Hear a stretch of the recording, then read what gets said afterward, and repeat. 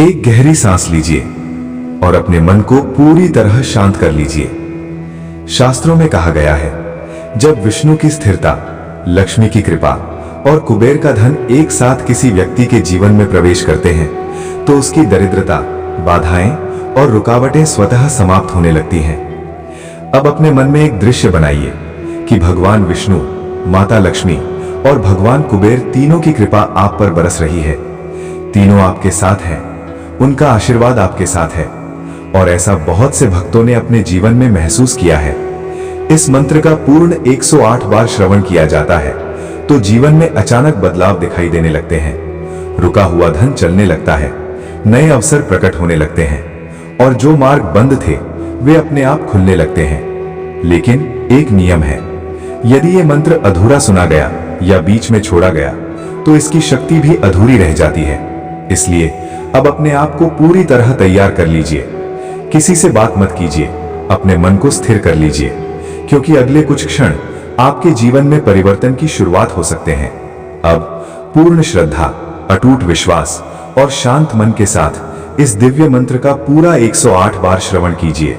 ओम श्रीं ह्रीं क्लीं श्री सिद्धलक्ष्मी नमः। ओम श्री विष्णवे नमः। ओम श्रीं ह्रीं क्लीं श्रीं क्लीं वित्तेश्वराय नमः। ओम श्रीं ह्रीं क्लीं श्री सिद्धलक्ष्मी नमः। ओम श्री विष्णवे नमः। ओम श्रीं ह्रीं क्लीं श्रीं क्लीं वित्तेश्वराय नमः। ओम श्रीं ह्रीं क्लीं श्री सिद्धलक्ष्मी नमः। ओम श्री विष्णवे नमः। ओम श्रीं ह्रीं क्लीं श्रीं क्लीं वित्तेश्वराय नमः। ओम श्रीं ह्रीं क्लीं श्री सिद्धलक्ष्मी नमः। ओम श्री विष्णवे नमः। ओम श्रीं ह्रीं क्लीं श्रीं क्लीं वित्तेश्वराय नमः। ओम श्रीं ह्रीं क्लीं श्री सिद्धलक्ष्मी नमः। ओम श्री विष्णवे नमः। ओम श्रीं ह्रीं क्लीं श्रीं क्लीं वित्तेश्वराय नमः। ओम श्रीं ह्रीं क्लीं श्री सिद्धलक्ष्मी नमः। ओम श्री विष्णवे नमः। ओम श्रीं ह्रीं क्लीं श्रीं क्लीं वित्तेश्वराय नमः। ओम श्रीं ह्रीं क्लीं श्री सिद्धलक्ष्मी नमः। ओम श्री विष्णवे नमः। ओम श्रीं ह्रीं क्लीं श्रीं क्लीं वित्तेश्वराय नमः। ओम श्रीं ह्रीं क्लीं श्री सिद्धलक्ष्मी नमः। ओम श्री विष्णवे नमः। ओम श्रीं ह्रीं क्लीं श्रीं क्लीं वित्तेश्वराय नमः। ओम श्रीं ह्रीं क्लीं श्री सिद्धलक्ष्मी नमः। ओम श्री विष्णवे नमः। ओम श्रीं ह्रीं क्लीं श्रीं क्लीं वित्तेश्वराय नमः। ओम श्रीं ह्रीं क्लीं श्री सिद्धलक्ष्मी नमः। ओम श्री विष्णवे नमः। ओम श्रीं ह्रीं क्लीं श्रीं क्लीं वित्तेश्वराय नमः। ओम श्रीं ह्रीं क्लीं श्री सिद्धलक्ष्मी नमः। ओम श्री विष्णवे नमः। ओम श्रीं ह्रीं क्लीं श्रीं क्लीं वित्तेश्वराय नमः। ओम श्रीं ह्रीं क्लीं श्री सिद्धलक्ष्मी नमः। ओम श्री विष्णवे नमः। ओम श्रीं ह्रीं क्लीं श्रीं क्लीं वित्तेश्वराय नमः। ओम श्रीं ह्रीं क्लीं श्री सिद्धलक्ष्मी नमः। ओम श्री विष्णवे नमः। ओम श्रीं ह्रीं क्लीं श्रीं क्लीं वित्तेश्वराय नमः। ओम श्रीं ह्रीं क्लीं श्री सिद्धलक्ष्मी नमः। ॐ श्री विष्णवे नमः। ॐ श्रीं ह्रीं क्लीं श्रीं क्लीं वित्तेश्वराय नमः। ॐ श्रीं ह्रीं क्लीं श्री सिद्धलक्ष्मे नमः। ॐ श्री विष्णवे नमः। ॐ श्रीं ह्रीं क्लीं श्रीं क्लीं वित्तेश्वराय नमः। ॐ श्रीं ह्रीं क्लीं श्री सिद्धलक्ष्मे नमः। ॐ श्री विष्णवे नमः। ॐ श्रीं ह्रीं क्लीं श्रीं क्लीं वित्तेश्वराय नमः। ॐ श्रीं ह्रीं क्लीं श्री सिद्धलक्ष्मे नमः। ॐ श्री विष्णवे नमः। ॐ श्रीं ह्रीं क्लीं श्रीं क्लीं वित्तेश्वराय नमः। ॐ श्रीं ह्रीं क्लीं श्री सिद्धलक्ष्मे नमः। ॐ श्री विष्णवे नमः। ॐ श्रीं ह्रीं क्लीं श्रीं क्लीं वित्तेश्वराय नमः। ॐ श्रीं ह्रीं क्लीं श्री सिद्धलक्ष्मे नमः। ॐ श्री विष्णवे नमः। ॐ श्रीं ह्रीं क्लीं श्रीं क्लीं वित्तेश्वराय नमः।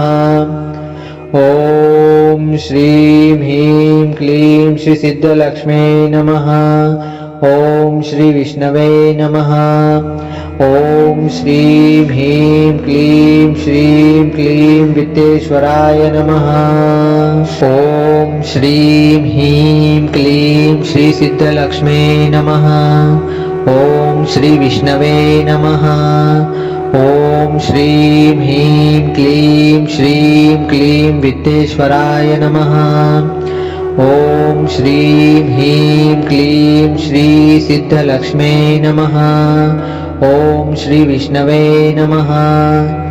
ॐ श्रीं ह्रीं क्लीं श्रीं क्लीं वित्तेश्वराय नमः। ॐ श्रीं ह्रीं क्लीं श्री सिद्धलक्ष्मे नमः। ॐ श्री विष्णवे नमः। ॐ श्रीं ह्रीं क्लीं श्रीं क्लीं वित्तेश्वराय नमः।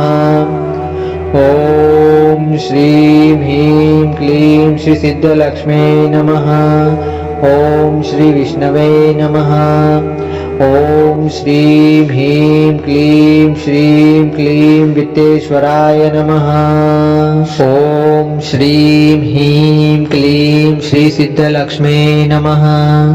ॐ श्री विष्णवे नमः। ॐ श्रीं ह्रीं क्लीं श्रीं क्लीं वित्तेश्वराय नमः। ॐ श्रीं ह्रीं क्लीं श्री सिद्धलक्ष्मे नमः। ॐ श्री विष्णवे नमः। ॐ श्रीं ह्रीं क्लीं श्रीं क्लीं वित्तेश्वराय नमः। ॐ श्रीं ह्रीं क्लीं श्री सिद्धलक्ष्मे नमः। ॐ श्री विष्णवे नमः। ॐ श्रीं ह्रीं क्लीं श्रीं क्लीं वित्तेश्वराय नमः। ॐ श्रीं ह्रीं क्लीं श्री सिद्धलक्ष्मे नमः। ॐ श्री विष्णवे नमः। ॐ श्रीं ह्रीं क्लीं श्रीं क्लीं वित्तेश्वराय नमः। ॐ श्रीं ह्रीं क्लीं श्री सिद्धलक्ष्मे नमः। ॐ श्री विष्णवे नमः। ॐ श्रीं ह्रीं क्लीं श्रीं क्लीं वित्तेश्वराय नमः। ॐ श्रीं ह्रीं क्लीं श्री सिद्धलक्ष्मे नमः। ॐ श्री विष्णवे नमः। ॐ श्रीं ह्रीं क्लीं श्रीं क्लीं वित्तेश्वराय नमः। ॐ श्रीं ह्रीं क्लीं श्री सिद्धलक्ष्मे नमः। ॐ श्री विष्णवे नमः। ॐ श्रीं ह्रीं क्लीं श्रीं क्लीं वित्तेश्वराय नमः। ॐ श्रीं ह्रीं क्लीं श्री सिद्धलक्ष्मे नमः। ॐ श्री विष्णवे नमः। ॐ श्रीं ह्रीं क्लीं श्रीं क्लीं वित्तेश्वराय नमः। ॐ श्रीं ह्रीं क्लीं श्री सिद्धलक्ष्मे नमः। ॐ श्री विष्णवे नमः। ॐ श्रीं ह्रीं क्लीं श्रीं क्लीं वित्तेश्वराय नमः। ॐ श्रीं ह्रीं क्लीं श्री सिद्धलक्ष्मे नमः। ॐ श्री विष्णवे नमः। ॐ श्रीं ह्रीं क्लीं श्रीं क्लीं वित्तेश्वराय नमः। ॐ श्रीं ह्रीं क्लीं श्री सिद्धलक्ष्मे नमः। ॐ श्री विष्णवे नमः। ॐ श्रीं ह्रीं क्लीं श्रीं क्लीं वित्तेश्वराय नमः। ॐ श्रीं ह्रीं क्लीं श्री सिद्धलक्ष्मे नमः। ॐ श्री विष्णवे नमः। ॐ श्रीं ह्रीं क्लीं श्रीं क्लीं वित्तेश्वराय नमः।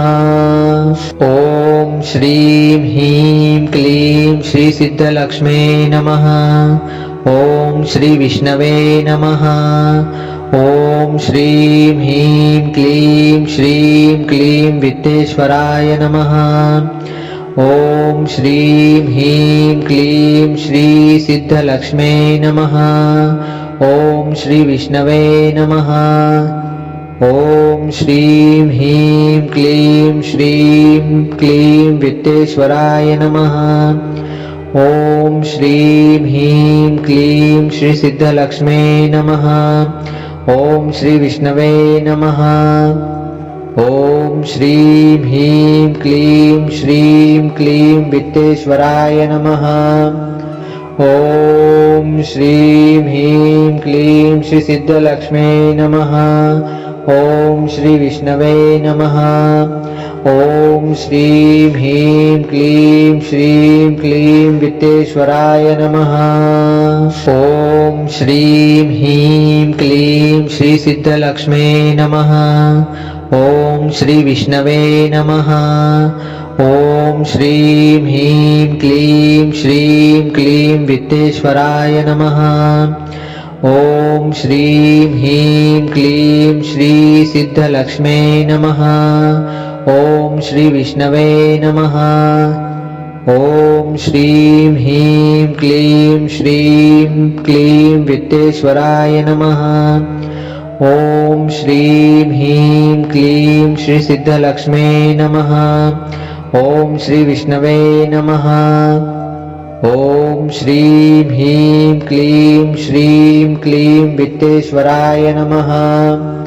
ॐ श्रीं ह्रीं क्लीं श्री सिद्धलक्ष्मे नमः। ॐ श्री विष्णवे नमः। ॐ श्रीं ह्रीं क्लीं श्रीं क्लीं वित्तेश्वराय नमः। ॐ श्रीं ह्रीं क्लीं श्री सिद्धलक्ष्मे नमः। ॐ श्री विष्णवे नमः। ॐ श्रीं ह्रीं क्लीं श्रीं क्लीं वित्तेश्वराय नमः। ॐ श्रीं ह्रीं क्लीं श्री सिद्धलक्ष्मे नमः। ॐ श्री विष्णवे नमः।